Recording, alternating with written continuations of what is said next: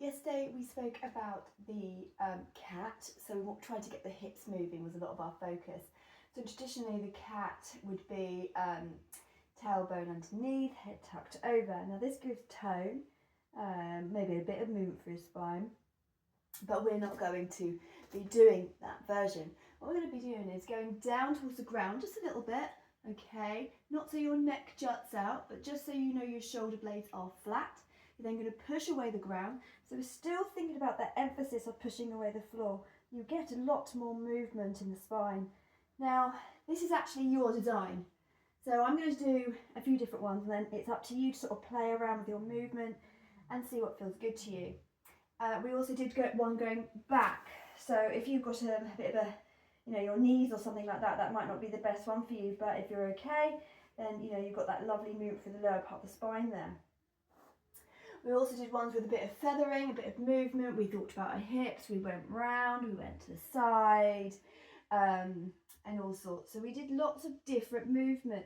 So we talked about feathering, going down. This might feel like patting your head and rubbing your tummy and thinking about your coordination. We then talked about asymmetrical alignment. So again, I stagger our arm. Maybe I do my movement there. I get one sort of stretch, which might feel really nice. And then I would change the hand. There's nothing particularly right or wrong here, except just maybe two principles. Whatever you do, always come back to your flat back position. Okay, so we're not dipping. If you have, say, bulging discs and things like this can make things a little bit worse, and even sciatica. So just make sure your back is nice and long back to that position. Okay, so that is what we generally did with that movement. Another one we did, and we used wedges actually to sort of get ourselves in a better position. You can use a towel to sort of fold up and sort of mimic a wedge, but it's thinner one side and thicker on the other, and that's going to go underneath my bottom. So in this position, we're going to think about our hips. We first did some self-test exercises. So for example, I went in and out with the right leg, and I'm listening out for knee clunks, hip clunks, weird things going on, okay? So just sort of, it doesn't feel sticky. You're just observing that leg. I can feel my knee making an awful clunk there. So then we're going to do our mobility. So we started off by doing a circle. Now I'm not just circling this right leg, I'm actually allowing the other leg to come with me. It's also doing this nice gliding effect. Then we're going to do the other way. Okay. And you can do figure of eights. Again, anything goes. It's nice and massaging on your lower back. The lower leg is hanging. That's going to be loose in the hip. If you're in this position, that's toning. So make sure it's loose and hanging leg.